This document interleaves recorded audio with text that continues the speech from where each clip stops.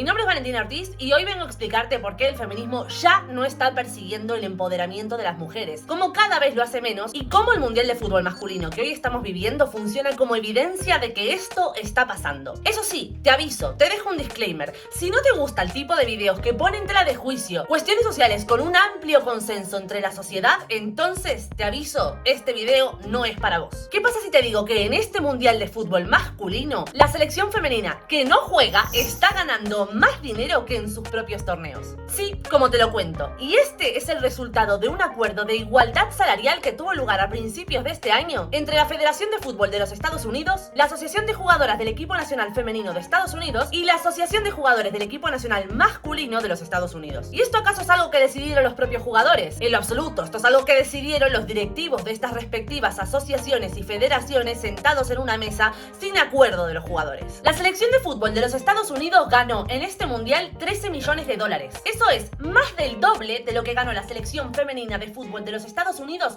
en sus dos mundiales de 2015 y 2019 respectivamente, que acumularon un total de 6 millones entre los dos torneos. Para exponer el punto que pretendo exponer en este video es necesario que dediquemos un minuto a razonar o pensar qué significa el empoderamiento femenino. ¿El empoderamiento femenino es sencillamente conseguir que las mujeres ganen más dinero? ¿O el empoderamiento femenino debería ser, al menos en la teoría, la capacidad de las mujeres para alcanzar su máximo potencial en función de sus méritos y sus logros? En algún momento de la historia, el feminismo abogaba por la defensa de que las mujeres no somos seres inferiores, de que las mujeres tenemos las mismas capacidades de alcanzar los mismos logros que los hombres. Y sin embargo, esta tendencia dentro del feminismo se ha ido poco a poco desdibujando cada vez más hasta alcanzar un punto en el que sencillamente entendemos como empoderamiento de las mujeres la mayor capacidad de las mujeres para obtener cosas en relación con los hombres. Ahora sí, puesto este punto de reflexión sobre la mesa, nos toca ponernos a analizar cuál es el acuerdo en cuestión. Pues bien, esto se puede explicar o bien con los números reales o bien con peras y manzanas. Yo lo voy a explicar de las dos formas. Si tenemos en cuenta 2015 para acá, la selección masculina de fútbol estadounidense ha acumulado un total de 13 millones por este mundial. Y sin embargo, las mujeres por los dos mundiales femeninos anteriores han ganado 6 millones. Si juntamos las dos cifras, nos queda un total de 19 millones de dólares. Este acuerdo consiste en tener los 19 millones juntos y en base a esa cifra, dividir la cifra por la mitad, y eso es lo que se lleva cada uno, simplificándolo en peras y manzanas. Imaginemos que la selección masculina ha acumulado un total de 10 manzanas, mientras que la selección femenina ha acumulado un total de 2 peras. Este acuerdo consistiría en sumar los dos sacos de fruta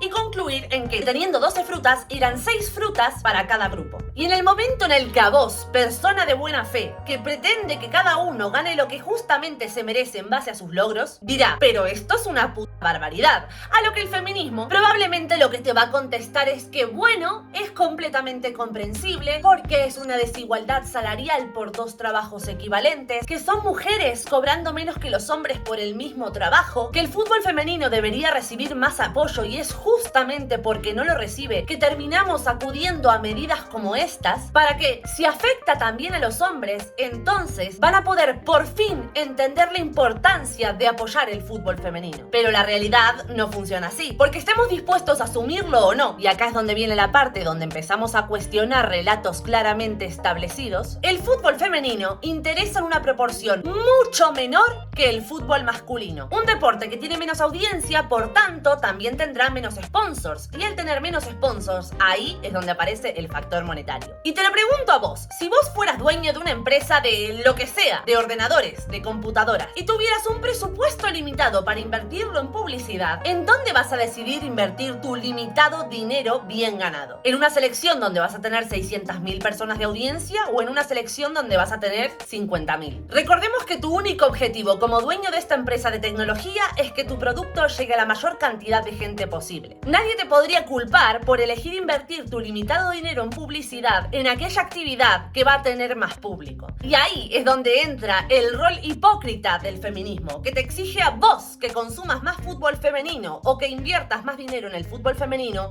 cuando son ellas las primeras que jamás invertirían un solo euro en asistir a un partido femenino. Para mí es absolutamente inexplicable que las gradas de los campos donde juegan las mujeres no estén llenas de feministas, cuando luego en internet, en redes sociales o en medios de comunicación se llenan la boca hablando de que el fútbol femenino debería tener más relevancia de la que tiene. Y ahí es donde el feminismo le está fallando a las jugadoras de fútbol femenino, si es que piensan que reivindicar el fútbol fútbol femenino es una tarea del feminismo. Ninguna persona que habite en el planeta Tierra y que tenga la capacidad de recordar lo que pasó el día anterior sería capaz de afirmar que las mujeres y los hombres como grupos compartimos los mismos intereses al mismo nivel. Esto no sucede, porque en el plano de la realidad, los estadios y los bares deportivos están llenos de hombres, mientras que los conciertos de música pop están llenos de mujeres. Pero Valentina, esto es a causa de los roles de género impuestos en la sociedad que nos explican que a las mujeres nos tienen que gustar la música pop y a los hombres los deportes. No, falso, porque pese a que los roles de género existen, en realidad son una consecuencia de las tendencias evolutivas naturales que compartimos entre hombres y mujeres.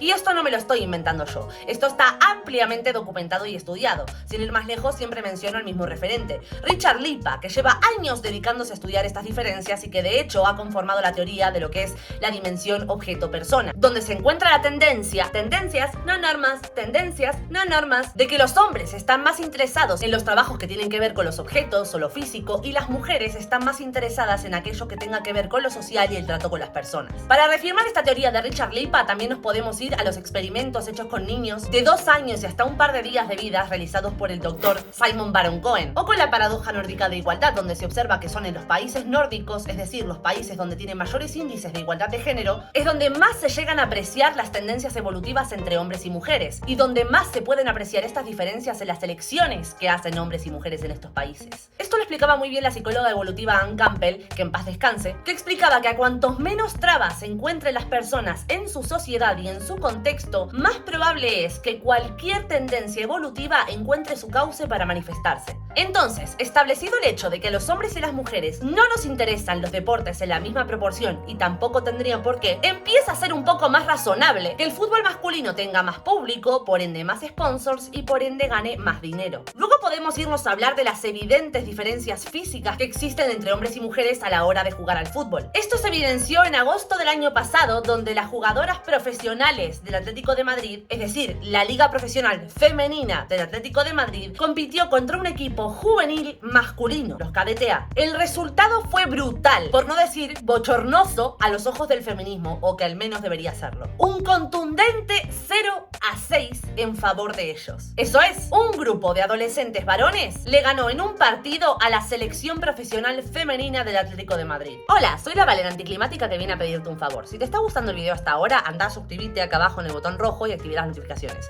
Además te digo que tengo un canal secundario donde subo contenido todos los días que se llama La Catarsis de Valen y acá abajo en la descripción también tenés el enlace.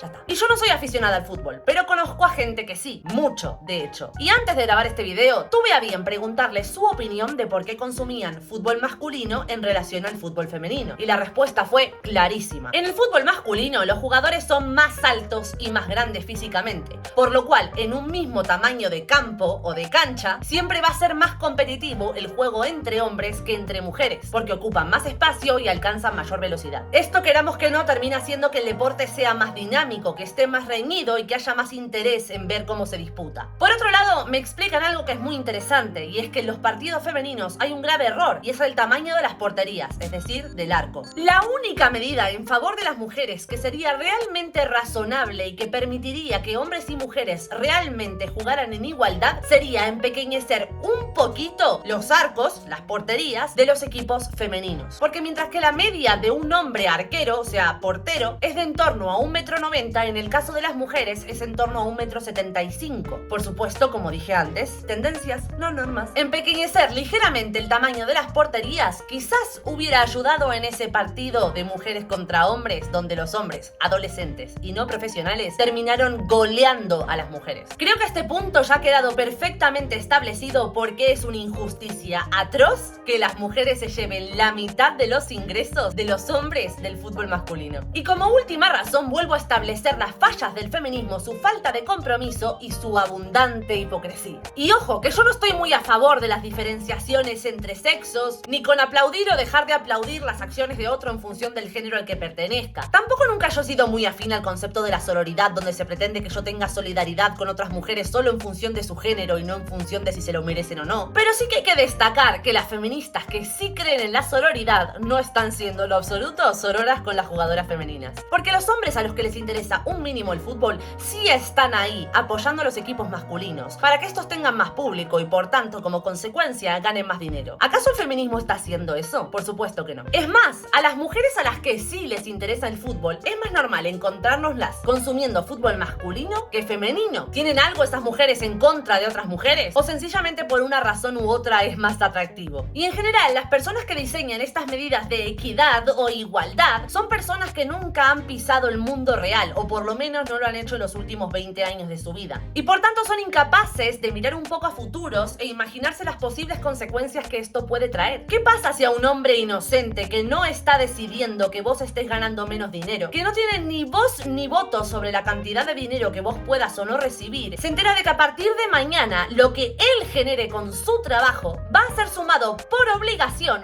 a lo que haya generado vos como mujer y luego se divida eso a la mitad? Es más, la periodista deportiva Lindsay Gibbs escribió en su boletín Power Plays que presionaron más a la FIFA para que invirtiera en el fútbol femenino porque ahora la falta de recursos para las mujeres también afecta directamente a los hombres. La solidaridad realmente importa. Sí, mi alma, la solidaridad realmente importa cuando te sobran unos euritos a fin de mes de tu sueldo y alguien que te cruzaste te está pidiendo dinero para comer y vos voluntariamente decidís invertir parte de tu dinero sobrante en ayudar a que esa persona se lleve un pan a la boca. ¿Sabes cómo le dicen a la solidaridad obligatoria? Impuestos, que es el pretérito perfecto compuesto del verbo imponer. ¿Y qué pasa cuando le impones a una persona a pagar algo que de motu propio no quiere pagar? Que le va a generar resentimiento. ¿Y qué pasa cuando esa imposición se da en nombre de las mujeres o del empoderamiento femenino? Que se va a resentir con las mujeres y con el empoderamiento femenino. ¿Quién lo hubiera dicho? Nadie lo podía saber. Pero es que lo peor no es eso. Lo peor es que esto puede llevar a una bajada de rendimiento total en ambos equipos. Por un lado, en el fútbol femenino, donde sabiendo que van a cobrar la mitad de lo que generen los hombres, no solo ya no va a generar la misma motivación entre las jugadoras mujeres en desarrollar un mejor partido, sino que además puede generar el efecto opuesto. Pero es que cuando los jugadores o la liga masculina se cansen de ser parasitados por la liga femenina en nombre del empoderamiento, es posible que directamente sea el rendimiento de ambos equipos el que baje. Y si ya no existe el mismo nivel de competitividad que existía previamente, esto puede derivar en menos público y por tanto menos sponsors. ¿Cuál es el resultado final de eso? Efectivamente, menos dinero para todo el mundo. Y este, al fin y al cabo, es un ciclo que se retroalimenta, porque si el rendimiento de los equipos femeninos sigue bajando, aún más verán en esto una oportunidad para seguir parasitando a los equipos masculinos. Y los dejo con una reflexión final. La narrativa de género es algo que indefectiblemente nos afecta a ambos sexos. Solo que desde el feminismo para acá se nos enseña que las problemáticas que sufren las mujeres como consecuencia de la narrativa de género son problemas del conjunto de la sociedad que todos debemos implicarnos para resolver, que no son problemas internos que podamos resolver nosotras mismas, sino que son problemas externos de las expectativas que tiene la sociedad sobre las mujeres. Sin embargo, en el caso de los hombres se hace justamente lo contrario. Ante cada problemática masculina, el feminismo argumenta que en realidad son problemas creados por los propios hombres y que solo depende de los hombres el resolverlas, ignorando todas las problemáticas que tienen que ver con el mundo exterior, como la imposición de servicio militar obligatorio, penas más largas por los mismos delitos, requerimiento de hombres para los trabajos más peligrosos y penosos, falta de atención al sinhogarismo masculino o incluso al abandono escolar masculino. En resumen, los hombres son problemas mientras que las mujeres tienen problemas. Los hombres son plenamente responsables de sus actos mientras que las mujeres son víctimas de las circunstancias. Si esta visión infantilizante de las mujeres promovidas principalmente por el feminismo cambiara, entonces la realidad del fútbol femenino sería muy sencilla de mejorar, porque no es una problemática externa, porque ninguna mujer tiene hoy ningún tipo de impedimento para dedicarse al fútbol femenino, porque no faltan ligas femeninas. Entonces, ¿qué falta? Lo digo yo, lo dicen ustedes. Falta el apoyo, falta las ganas de consumirlo, faltan los clientes, falta aquello que da el dinero. Y ahí es donde el feminismo podría estar y elige conscientemente no estar para poder seguir quejándose. Y termino este video con las palabras de la propia periodista que escribió lo que les leí antes. Ya es hora de que FIFA dé un paso al frente y trate al fútbol femenino como el generador de dinero que sabemos que puede ser. Hasta entonces, celebramos las victorias en el camino, como finalmente lograr una verdadera igualdad salarial en US Soccer. Lindsay, ¿cómo exactamente se va a convertir el fútbol femenino en un generador de dinero si si ustedes mismas no quieren ir a los partidos? ¿Me lo explicas? ¿La idea cuál es? Obligar a los hombres aficionados al fútbol a ir a los partidos de fútbol femenino, cuando ustedes son las primeras que rechazan a diestro y siniestro ir y pagar por el talento de esas jugadoras. Feminismo e hipocresía. Qué raro. Así que bueno, si sos feminista, anda a ver fútbol femenino. Y si no, cerrá el orto. Esto ha sido todo por hoy. Espero que les haya gustado este nuevo video. Recuerden que subo videos a este canal todas las semanas y en mi canal secundario, La Catarsis de Valen, subo contenido todos los días sobre estos temas. Acá abajo en la descripción puedes encontrar los enlaces a todo, a mi canal secundario también, incluso a mis redes sociales y a métodos en los que podés colaborar económicamente con el canal. Dicho esto, me despido y los amo. Cabezas de pollo.